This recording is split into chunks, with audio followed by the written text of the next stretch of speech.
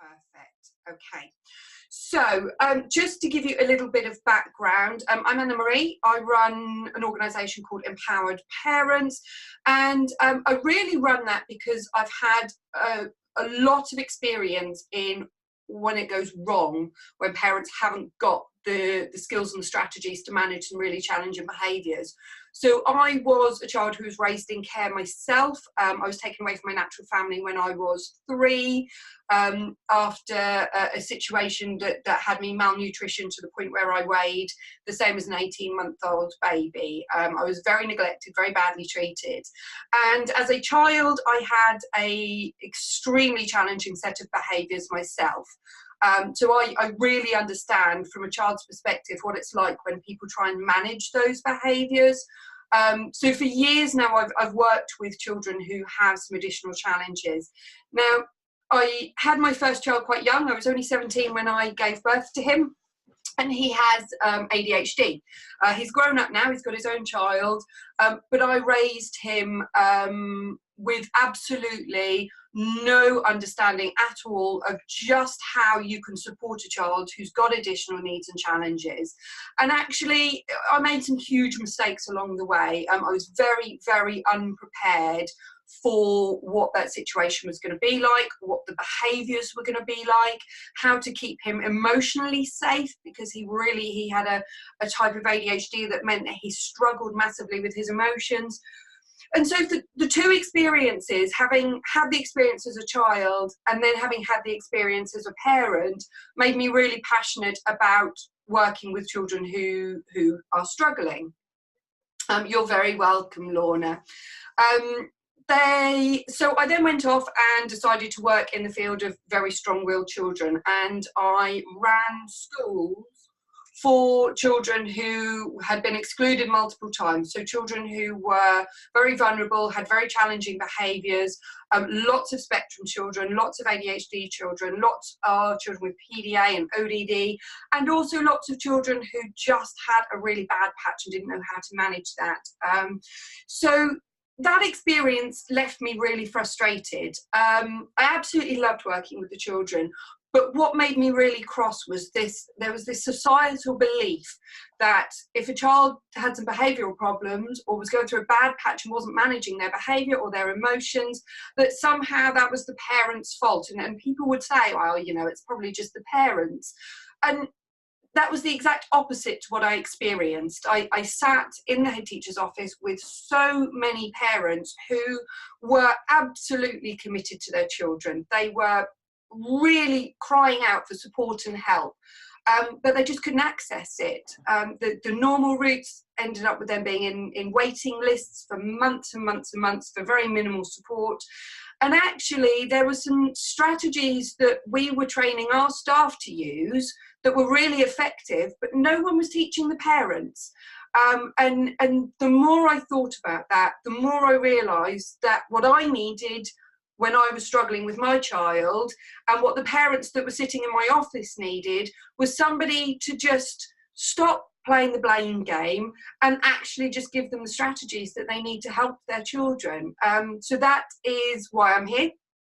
That's why I set up this organisation, and that's why I decided that to introduce the new programmes that are coming out, I would do a complete freebie and give you guys one of the really powerful techniques that I use with clients when I run intervention sessions and intervention planning for children. And that is what we're going to go through today. It's called Planning for Parenting, and it's the part of the work that I do that helps parents to feel like they are back in control. Okay, right, now I'm going to start doing some screen sharing, so just cross your fingers for me, guys, because as I say, I'm not particularly amazing at this stuff. So you should now be able to see my screen. Okay, so this training is for parents of children aged 4 to 11. Now, this particular strategy is one that I use right the way through, but it's bolted onto a program which is coming out specifically for children, parents of children aged 4 to 11. Okay, so over the next hour, or just slightly under an hour now, we're going to look at what causes most poor behaviours. We're going to look at ways that we can de-stress you as a parent and get you back in the place where you can support your child. We're going to look at detoxifying that emotional energy, that draining feeling that you have when you're really struggling to manage child behaviour. And we're going to stop you feeling powerless so that you can start nurturing your family again from a place of being in control. We're going to look at how you can improve your connection with your child. I'm going to give you a really effective strategy that you're going to be able to start using straight away. By the time we finish this session, you'll already have a plan in place, and it's a process that you can then repeat and use again and again. We're going to find some new ways that you can reduce your stress on your family relationships, and we're going to learn some methods that are going to put you back in control of your relationship with your child. Now, that's a lot for us to go through in quite a short space of time. As I said, I'm Anna Marie. I've been in this field of work for 10 years now, and up till now, I've worked with over 1,000 children from 4 years old right through to 18. So very experienced with managing very challenging children. So make sure you've got a pen and paper. I hope you've got a cuppa with you. I'm on the lemon water because I'm not feeling very well at all today. Put your questions in the chat box and I will answer them after the training is finished, and let's get started. Okay. Right, so for those of you that have received your email with your worksheet, you will recognise this. As I say, if you haven't received it, please don't be concerned. I am going to send it out anyway.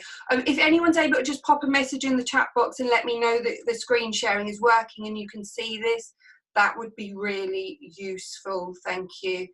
Okay, so planning for parenting. Okay, this is... Yes, absolutely, Hayley. The 10 and the 12-year-olds are worlds apart. I am going to be bringing out a second version for the over 11-year-olds. There's a very distinct reason why those two age groups are so different. So I am going to be doing this again in the next few weeks for the older ones as well. It'll be slightly different approach for those. Okay, so this is the Planning for Parenting, which is part of the Dealing with Difficult Behaviour programme, and we are going to kick start. So grab your pens and paper, and I'm going to talk you through this model right from front to back so that you can use it from now to help you get back in control again. And we're going to start with some analysis. We're going to start with looking at what is going on for your child. Lona, don't worry, I'm going to email the worksheet out. I don't think I've got you on the email list, Lona. I think I've got you on the Facebook list, so it's not a problem. I will make sure that everybody's got a copy of it if they're missing it. But you don't need it. You just need to have a pen and paper to answer the questions as we go through, and then I'll send it through and you can use it moving forward. Okay, so let's have a look. So we are going to start with looking at listing five negative behaviours that you are experiencing on a regular basis, and this is just going to help you to sum up what's the biggest issue going on with your child at the moment.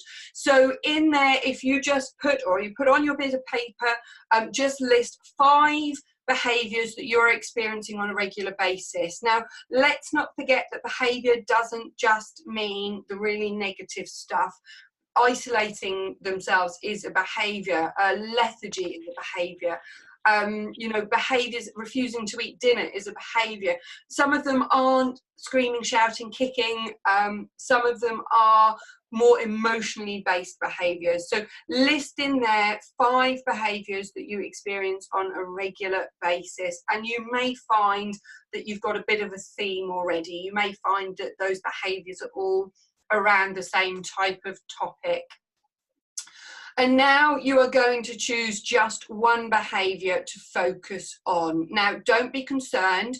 The reason we're just choosing one is because we're going to use the entire process, and then you're going to be able to go back and do this again for those other behaviours. But I want you to just focus on one behaviour for now. And it will help you if you can choose what we call a black and white behaviour. That is a behaviour that can't be argued with. There are no grey areas. So a great example is we do not hit. Hitting is a black and white behaviour. You either have done it or you have not done it, and there's no grey areas to that. That will just help you to understand how this programme works, but don't worry too much about it because it will make sense as we go through. So just choose your one behaviour that we're going to focus on for this session. And for that one behaviour, I'd like you to have a look at what your current situation now is. And this will tell you what strategies you're going to need, whether you're going to need strategies around your relationship, whether you're going to need strategies around what you're actually doing for those behaviours, or whether you're going to have a look at both. So just grade how your relationship is with your child when you try and manage this behaviour. So does it break down completely and end in shouting? Does it just get you nowhere? Or is the relationship still pretty good? It's just the strategies aren't working very well. So give yourself a grading there so that you can understand where you currently are. And then I want you to do the same thing for how effective your strategies have been so far. So if you're trying things and they're working a bit, or they're working sometimes, you'll probably be about halfway. If you're trying strategies and they're working most of the time, and that you're attending this session because you want to understand how this program works, you'll be at the upper end of the scale. If nothing you are trying is working and you are banging your head against a brick wall, you are down with 1 star, and don't feel that you're alone if you're there. I think most of my child's ADHD years, I was probably down that bottom end of the grading. And then you're going to look at how positive the outcome will be for your family when you change this. And this is your motivating factor. If you are picking an issue that is causing you stress, it's causing your family problems, it's causing your child to feel quite unhappy, then the outcome of getting this changed is going to be really positive for you and for your family. So give yourself a grading. If it's a minor issue, then the positive outcome is still going to be there, but maybe it won't be as huge. Still great to go through the process because you can repeat this strategy for all the behaviours that you're dealing with at home. Okay, right, we're going to move on to part 2. If anyone needs me to slow down a little bit, just pop a note in the chat box and let me know that that's where we are, but I'll keep going unless I hear otherwise. Okay, so we've got now, we know what you want to change. We know whether it's your relationship or the strategies that you're using, or both, that we need to look at. And we know how much it's going to impact your family if we can create this positive change. So you're already in a really empowered position because you're now looking at this with a problem-solving head. And this is one of the biggest issues that I find, is that the traditional parenting methods tend to... That's fine, Liz, don't worry, I'm going to record the session and I'm going to send it through afterwards, so you might be able to re-catch up on it later, technology allowing. I'm going to do that. So one of the things that is so frustrating about parenting is, for some reason, we've all been led to believe that our decisions around parenting are always emotional ones.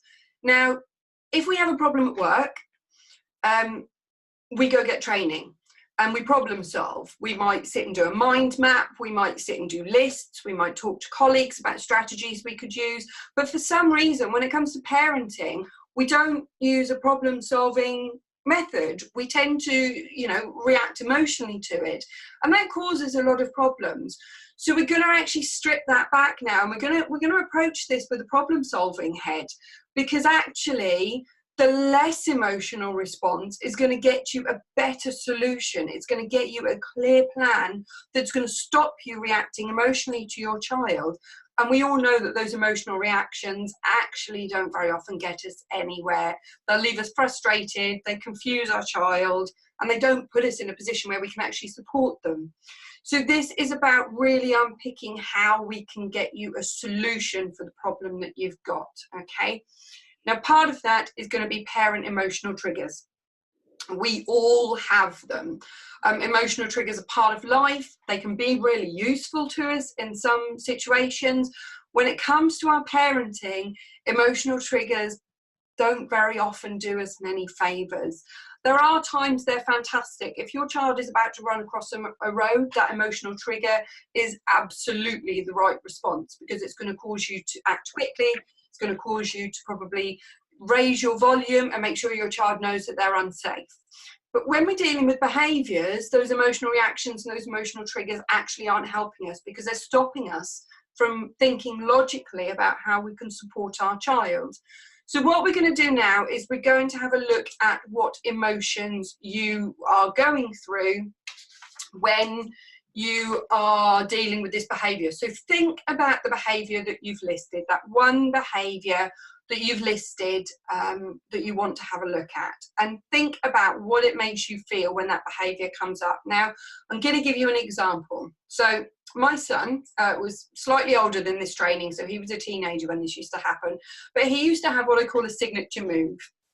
That thing that he could do that would absolutely leave me tearing my hair out. And it was a pretty spectacular move. So as a teenager, he was medicated for ADHD, and when he woke up in the morning, we would pretty much go through World War III, because he was pre-medication. He hadn't had his tablet yet. He did not like waking up in the morning. It would normally have taken me a good 45 minutes to an hour and a half to wake him up. He would wake up angry, and World War III would ensue. Now, on a really bad day, he had this incredible signature move of knowing when I was just about to get out of the shower. So I had absolutely no clothes on, and he would, just before he left for school, go outside, take the handbrake off my car and roll my car out into the road and then leave. So for me, at that time, my emotional triggers were pretty high.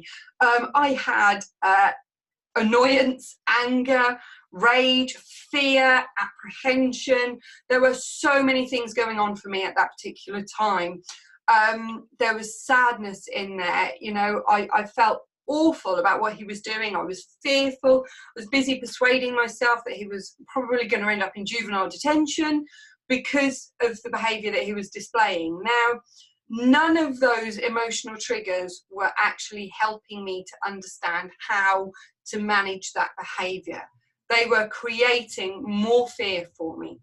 So when I think now about that behaviour, and I think about how those emotions got in the way, I understand how absolutely important it is that we recognise our emotional triggers. So think about the behaviour that you've identified for this exercise. And using the diagram, just list those key emotions that it brings up for you. What does it make you feel when you have this behaviour in front of you? And that behaviour could be anything. It could be defiance, it could be throwing, it could be that your child just completely ignores you, it could be shouting, whatever it is. What do you feel when that emotion comes up? When that behaviour comes up, and list a few of those emotions, because that is going to help you to understand the reactions that it's creating for you. Okay, I'm going to move on. Again, if anyone needs me to slow down, please just pop it in the chat box so I know. Okay. Right, we're going to move on now to the actual strategizing. So just in that last 10 minutes, we've figured out what behavior we're working on, what type of emotions it creates for you. We know how good it's going to be if we can change that situation for your child. And now we're going to look at strategies that you can actually use. And one of the great things about the Healthy Child Mind model, which is the model that I've created from all those years of experience working in this industry, is that it doesn't require me to tell you how to parent. These are methods that you can use with your own parenting style. So it's not somebody telling you you're doing it wrong or telling you how you should do it. These are things that you can use your own style and your own beliefs in, okay?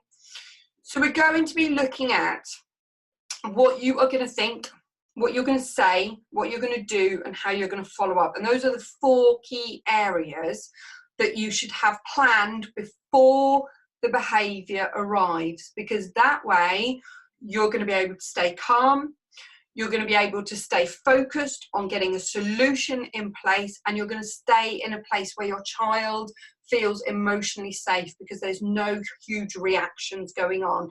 That's going to really calm your child down straight away. It also means that your child's going to understand and know what happens next. And children rely significantly on knowing what the next step is. They actually don't like surprises very much. Okay, so what we're going to do is we're going to start with what you're going to think. So you're going to sit there and you're going to think to yourself, okay, when my child does this, what is going to be a positive and helpful thought process for me to have? And I've put a couple of examples in there. So the examples I've given you are, he's just telling me he's overwhelmed. I can help him with this. Now, it might be that you have been thinking, oh my God, he's screaming and shouting. I can't deal with this. And that is a very different kind of approach. Good morning, Melissa. Don't worry if you've missed bits, Melissa, because I am going to send out a recording. So the bits that you've missed, you'll be able to catch up on, okay? So where you have that reaction to your child's behaviour, it always starts with a thought. So if we plan what we're going to think, then we reduce the amount of emotional reaction that we have towards our child. So have a think about when you see that behaviour that you've chosen to try and change, what do you think and what would be a better thought process for you? So the second example I've given you there is, this is frustrating, but if I stay on plan, we can start improving it. That is a much more positive thought process than feeling that overwhelm and like you're not going to get anywhere with this behaviour. So have a think about what would be a good thought process and then make a note of that. And as I say, don't worry too much. If you haven't got this worksheet, I'm going to send it out again afterwards so that everybody's got access to it. Okay, pillar 2, words. Now, in the full programme, we actually do an entire module on using vocabulary to help your child to modify their behaviour and manage their emotions. But to give you kind of like a basic overview, if you have a script in place, it's going to again remove that reaction for you, help you stay calm and focused on the outcomes, and it's going to help your child to be able to listen to the vocabulary you're using because you will have chosen your words much more carefully. And we think about positive language that we could say, and the examples I've given are, when you stop shouting, then I will listen. Now that's a great way of letting your child know what the expectation is and what the next step is.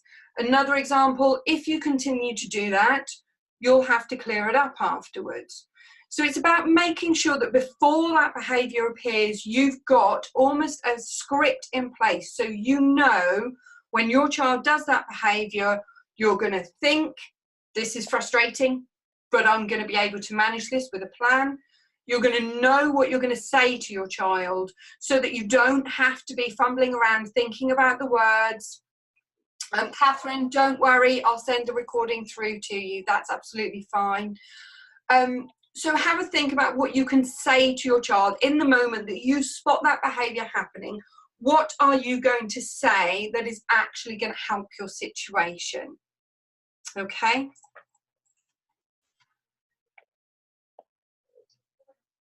Pillar 3, the action. And this is the bit where, bear with me. Good morning. If you've just come into the training, don't worry about the bit that you've missed because I'm going to send a recording out afterwards, but you'll be able to catch up as we go along. So pillar 3 is our action, and this is the bit where you get to choose how you manage your child. You need to make a decision about what you're actually going to do when you see that behaviour, and what you do depends entirely on what behaviour you have chosen. you must always consider safety first. Some children who have some additional challenges or some emotional struggles can be quite unsafe to be left. If they are having some real emotional difficulties, they might be a child who bangs their head on things, they might throw things, they might be somebody who kicks and could potentially damage themselves through their behaviour. So you have to make that decision. What are you going to do when you see your child doing this behaviour? Are you going to be able to walk away from them and take a second to yourself just to refresh on what your plan is and prepare yourself to go in with a solution focused plan? Or are they doing a behaviour where you need to stay close to them? Do you need to take a second to just gather yourself emotionally before you react to this behaviour?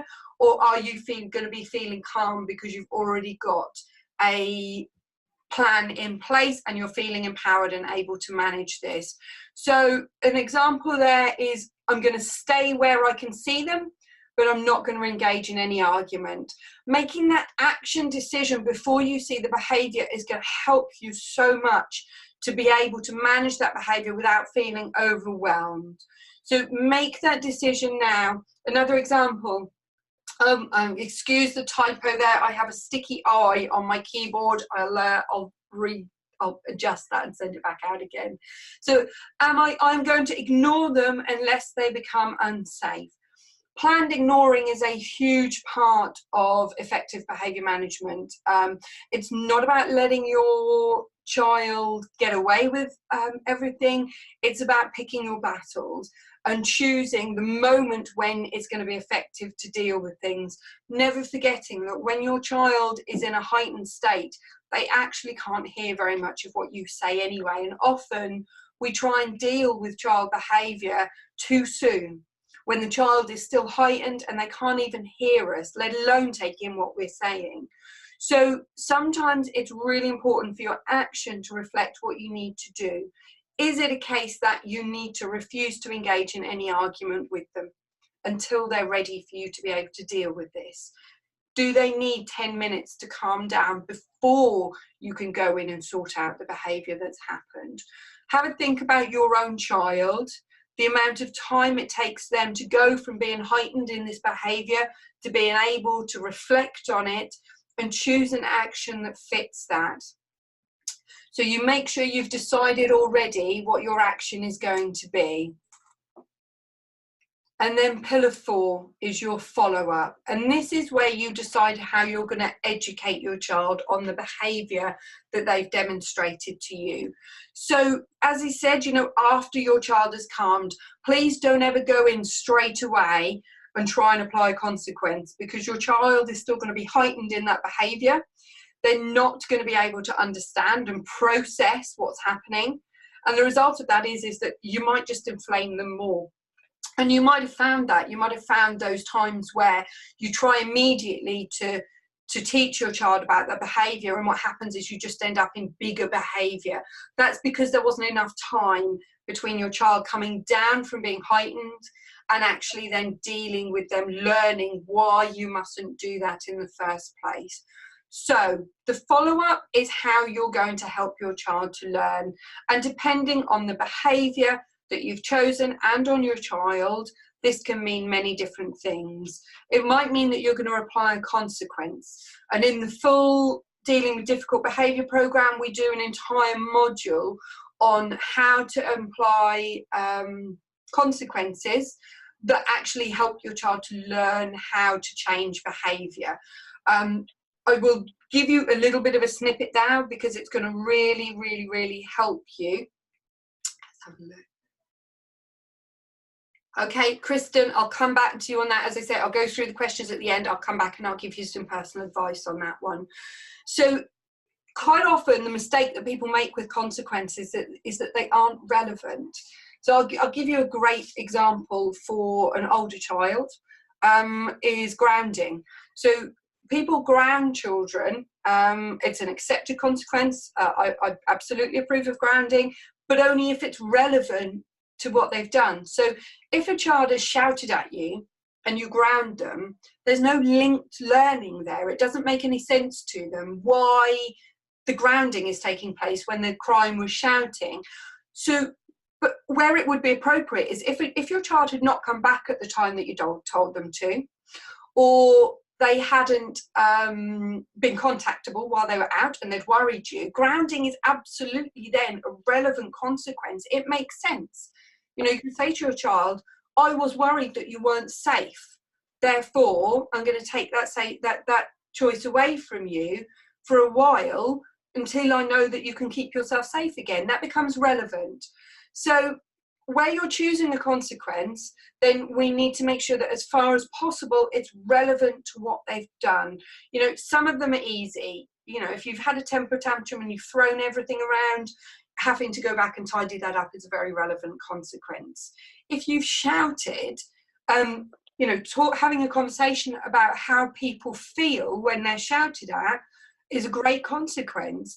Consequences don't always have to be punishment, because they need to be more about learning why a behaviour is wrong in the first place. Now, it's really important that if you are choosing a consequence, that you always follow through. Now, it doesn't necessarily have to be immediately. You should always follow through at some point. It should always be when, not if. And the reason for this is that children are master manipulators. If they find a loophole or a soft spot, they will very quickly learn that it's there, and they will push to find it on a regular basis. And that's where you get that feeling of banging heads together, trying to deal with behaviour, and they're pushing against you. And it's really important, if there's consistency, that child then has an opportunity to learn that the loophole isn't there. Because when they learn that the loophole isn't there, then they're going to stop pushing against that barrier so much. So make sure that you have then chosen your follow-up, your consequence before the behaviour happens. And then you can make sure that, Lona, I'll come back to you on that. I'll answer that separately, okay? So you can make sure that your child is then aware of what the consequence is and knows that they're going to follow up. The other thing is that consequences don't always have to be a physical act. So yes, there are times where grounding, removal of phone, spending time in their bedrooms, taking away freedoms, they are all suitable consequences so long as they're relevant. But there are times where a consequence needs to be something that helps a child to learn more. And that can be sitting, having a conversation. It can be having a look on the internet and finding out some information about things. I recommended this to a parent I was doing some intervention work with recently, who had a child who would not listen when they went out and they would go to run off. So the consequence that parent put in place was actually that they sat together and they looked up the risks of running away. They were actually near a cliff when this happened, so they looked at the dangers of cliffs. So that child was then able to learn why the parent was putting that boundary in place, rather than just seeing a rule and trying to break it. It was really effective. That child stopped doing that behaviour almost immediately. Okay, so you choose your follow-up before the behaviour happens. Now, once you've got these 4 pillars in place, so you know what you're going to think, what you're going to say, what you're going to do, and how you're going to follow up, you then have no need to react emotionally to that behaviour, because you have a plan in place. You know exactly what you're going to do. The decisions have been already removed. You've already made those decisions. You've taken away the opportunities for your child to be manipulative, because you've already planned it out. So you're not thinking, yeah, absolutely, Lona. Great restorative stuff is fantastic. We do a lot of work in the full Dealing with Difficult Behaviour program. So you've got your 4 pillars. You know how you're going to respond to your child, and that's going to remove so much stress for you, because a lot of the stress that we feel is because we're trying to think on the go. We're trying to think under pressure about how we can respond to our child effectively, keep them safe, make sure that they're learning. And then we've got all of our own triggers in there, which are just manipulating those thought processes. So by getting your 4 pillars in place, you've got that ready, so that when that behaviour comes, all you're doing is you're going, right, I know this behaviour, there's my plan, I can follow my plan, and that's going to help me to manage behaviour. So you've got, on the worksheet, you've just got a small bit here that you can cut out. That's the only reason I've put it in there, is because you can fill in your answers, and then you can actually cut that out, and you can use this sheet again and again for different behaviours, and actually make yourself a strategy bank, so that when your child demonstrates a behaviour that you don't want to see, that you've decided that you want to modify, you can literally go to your strategy bank, pull out your plan, and you're going to know exactly what you need to do for that behaviour. Okay, now obviously we've still got to make this plan work. So the plan, you can put the plan in place, but you've got to apply some additional strategies to making it work for your child. So the most important part is the application of it, okay? Getting that empowered feeling of knowing what you're going to do is fantastic, but you need to make sure that you then applying it every time that behaviour happens. So consistency is going to be key to helping your child to understand that this is just how it works, and that that's not going to change, and that will help them to feel safe and reduce that pushing against your boundaries. Trying to get other people in the household to follow the same plan is really effective, and particularly if you are separated and you're parenting from two different households, if you can both work off the same plan, you're going to really pull that consistency in for the child, and you're going to reduce that issue with children playing parents off against each other, because you're both going to be responding in the same way. I do a lot of work with separated families in giving them a plan that they both follow to help their child to manage behaviours. Stick to it. Your child is going to resist against this a little bit. That is natural. It's part of how they grow up. So stick with it and make sure that you keep going. If you need to modify your plan because you have found that bits of it aren't working as well as you need it to, great, modify it, but don't stop having a plan, because that is what's going to help your child to start realizing that they are in control of their emotions and their behaviors. Okay. Look for opportunities to name emotions. We sometimes forget that our children don't actually understand what they're feeling inside, and that is overwhelming.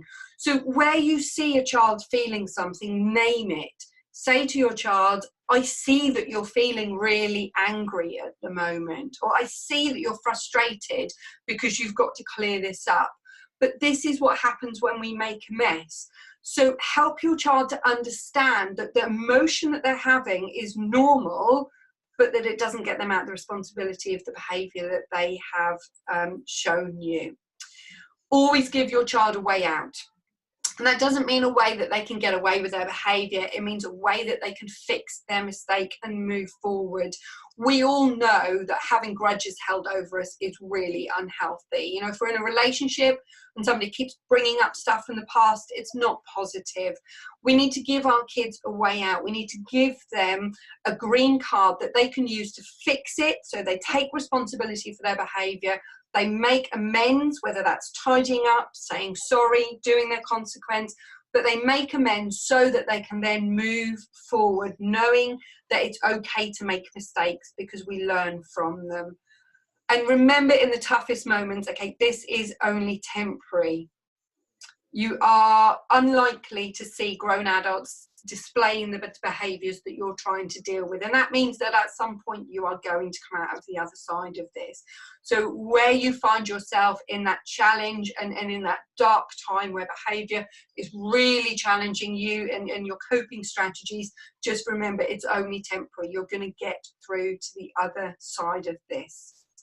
Avoid reacting emotionally as far as humanly possible. Now, this is a really interesting one, but this is how you can create that emotional safe boundary for your child.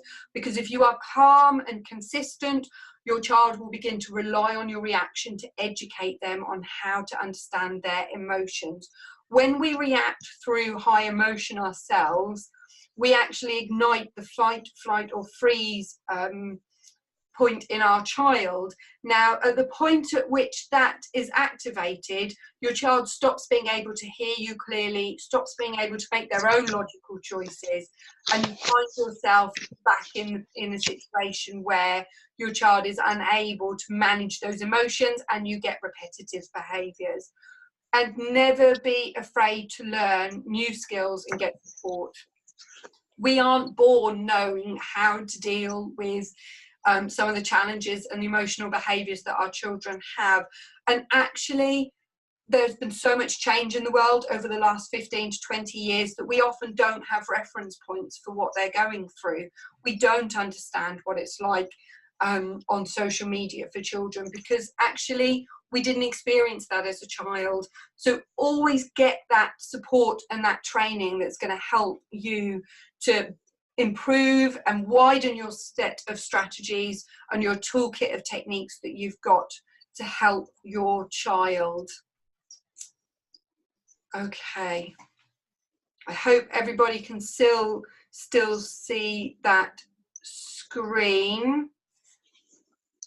Okay, so I hope that the strategies that we've just gone through have been really useful for you.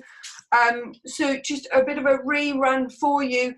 So, you know, we talk about children's mental health. Now, one of the best ways that we can help a child to maintain good mental health is by removing that reaction, that emotional reaction, so that we can stay logical in our responses to our children. And I hope that through this training, I have ticked all of the boxes that I said I was going to. Almost all behaviour is communication about how a child is feeling. And if we can figure out what they are trying to achieve through the behaviour and meet the emotional need, that behaviour is going to dissipate on its own. And in the full programme, we do a module on analysing exactly what is going on for a child when they're behaving in emotional ways, so that rather than just kind of going in and trying to fix the behaviour, we can do a holistic approach and also meet the emotional need, so that that child doesn't need to behave in that way anymore. Now, this is a free taster, so I've given you one of the really powerful techniques that I use with clients to make sure that they feel that they can be in control of their child's behaviour. Obviously, it's just a small part of the behaviour management strategies and the emotional strategies that I teach to parents. And I'm about to release the Dealing with Difficult Behaviour online training programme, which starts at the start of April. So this is a 5-week programme. It's online, just like the session that you've had with me today, with tasks throughout the week. So it's a once-a-week session with tasks in between that are going to help you to really develop a full toolkit of strategies that are going to be able to help you to help your child and manage those emotions and those behaviours. Just like this, it's available as a day or an evening session, and I'm going to teach in that programme. I'm actually going to teach a really comprehensive range of strategies. So it's a whole toolkit that is going to set you up to be able to manage those behaviours that you're getting. They're all based on the Healthy Child Mind model, so they're all about enabling you to nurture your child as well as managing those behaviours, and they're effective methods. So these are methods that I used to teach my teachers and my classroom assistants to use. They're really effective at creating change fast in a very healthy way. So there's 5 modules in the programme. The first module is about the vocabulary shifting. So we look at how to use certain types of vocabulary and scripting to get your child to start changing their behaviour. We deal with defiance, and we look at enabling you to start avoiding conflict through your child understanding their emotions and how to talk to you about that. We also do assessing, so we look at how to look at your child's behaviour and properly identify what's actually going on for them, and how you can then support them by meeting that emotional need as well as dealing with the behaviour that's coming out of the other end of that. We do a whole module on conflict, aggression and anger, and I'm actually going to teach parents on that program how to avoid conflicts and how to de-escalate an angry child. So how to take a child who is becoming very, very angry and aggressive, and how to actually pull that emotion back down for them, help them to become calm again, and then how to help them to understand what happened inside them when they became angry. We do a whole strategy bank session. So that is a whole session of techniques that you can use for a range of very common behaviours and some of the less common ones as well. And we also look in there about specific techniques that you can use for some of those additional needs. So there are some very simple ways that you can adapt what you do for children who've got ODD and PDA and autism so that it meets their needs. It's very, very powerful strategy bank. And we're going to do a whole module on how to set consequences for your child that actually works. So that 5-module course is actually an entire behaviour management strategy kit, okay? You also get within there, so you're going to get some bonuses. So there's a hot seat coaching. So parents on the course will be split into small groups, and we'll do a hot seat coaching where you, once you've learned your strategies, you'll get a chance to talk to me about how you can implement those specifically what you've got going on with your child. You get access to a confidential Facebook group, which is just for parents who've worked with me, so clients that do my intervention work and people who come onto these sessions. And I go in there once a week to do live Q&A sessions, so you can access me directly for support and advice on how to use the behaviour management strategies that you have learned. Obviously for you guys, you're already on this training, but I'll be sending out a copy of this training as part of that programme so that you've got it and you can return back to it whenever you need to. And we do a whole journey reflection, so you're going to get tracking worksheets and tasks that are going to help you to really map your progress from start to finish. So it's a pretty full-on course. It's over 5 weeks.